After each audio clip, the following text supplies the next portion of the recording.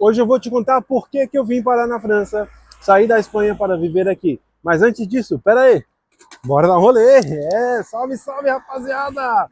Aqui é o Presley. Para quem não sabe, enquanto vou dando umas pedaladas por aqui nas ruas da França, vou falando um pouquinho sobre como é a vida aqui deste lado do mundo, assim como um pouquinho sobre a vida em Portugal, Espanha e nos países vizinhos do que está acontecendo. Bom, não falei nada com nada, mas falei o que eu queria falar.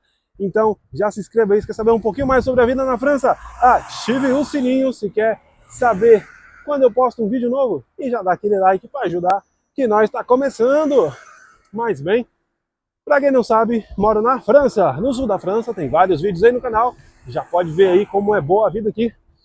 Mas hoje eu vou contar minha situação pessoal, o que me fez sair da Espanha para vir na França. Cada um tem um motivo pelo qual emigrar, às vezes por segurança, às vezes por melhor condição econômica, às vezes por, sei lá, milhões de coisas, mudança talvez. Mas no meu caso foi justamente pela condição econômica. Acho que é difícil alguém querer mudar de país, de situação, se a condição econômica é boa, né? Às vezes acontece, mas bem, no meu caso não era esse. Eu estou aqui na França desde finais de 2020. 2020, para quem lembra, faz muito tempo já, mas naquela época a gente tinha uma coisa chamada pandemia. E aqui, já sabe, lockdown fechado durante uns 2 meses, em 2 meses por aí, ninguém podia fazer nada, trabalhar nada. O problema é que justo antes do lockdown, eu estava numa mudança de trabalho, eu ia passar de um trabalho para outro, que era muito bom. Realmente o que eu ia chegar era tipo assim, juntava a minha formação seria aplicada numa empresa onde eu teria muito crescimento e tudo mais, então eu estava empolgadíssimo para mudar. Então eles me contrataram, eu falei, opa, de boa, enviei a carta para sair da empresa onde eu estava antes. O problema é que com toda essa história de Covid, e tava aqueles rumores de será que vai ter lockdown ou não, então a empresa que eu ia entrar falou, olha, é o seguinte, vamos esperar que acalme um pouquinho o vento, deixar um pouquinho que passe toda essa história e depois a gente continua, pode ser? Eu igual um bobão falei, pode ser, tranquilo. Então eu já tinha enviado aquela carta de renúncia ao trabalho que eu estava antes, que no caso aqui são, bom, na Espanha eram 30 dias, então isso 15 dias depois eu falei, enviei outra carta, entreguei a carta na mão da diretora, dizendo, é o seguinte, eu não vou sair mais, é isso aí.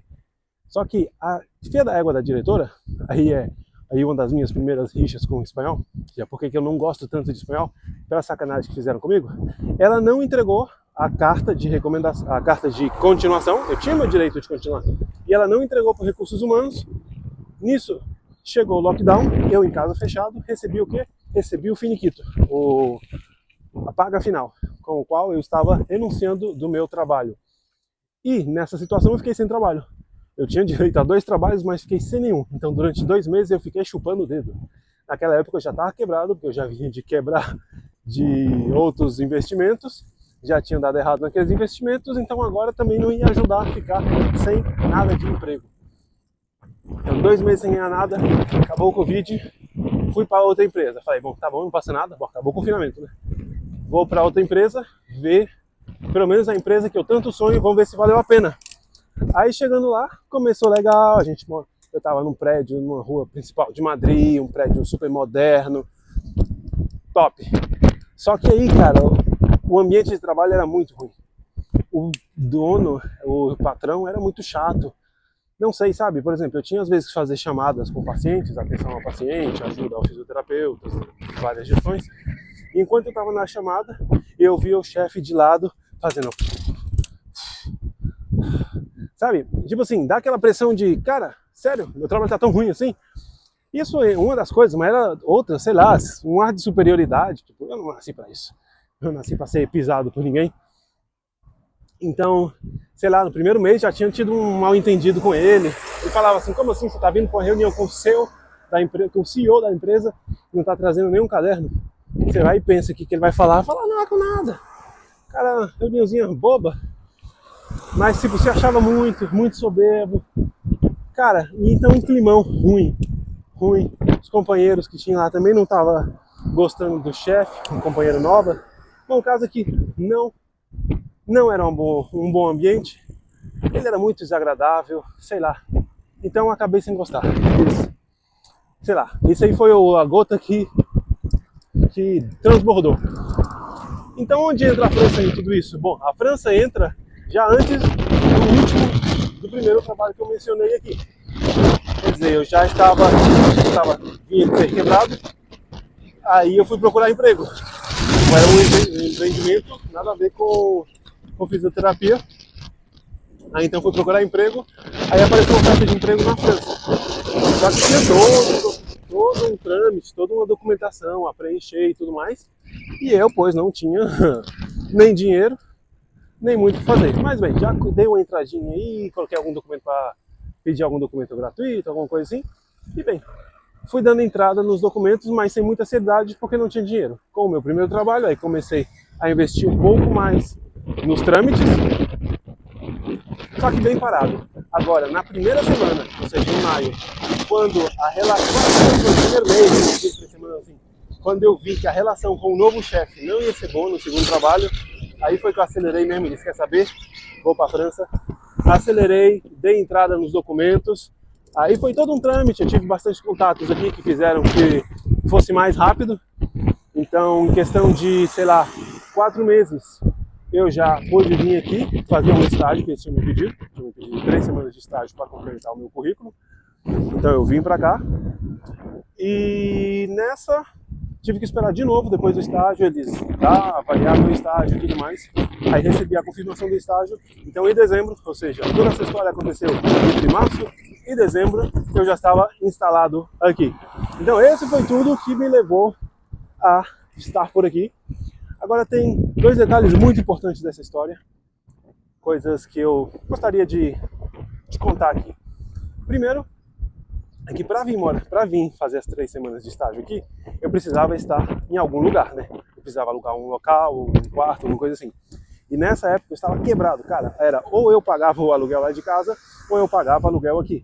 Então nessas horas aí você tem que ver a mão de Deus e ouvir como Deus abriu uma porta assim. Cara, uma pessoa falou, não, você vem aqui, você vem prestar um serviço pra gente e você fica aí. Então eu não tinha nada mesmo pra fazer, então tá bom, vou prestar o serviço.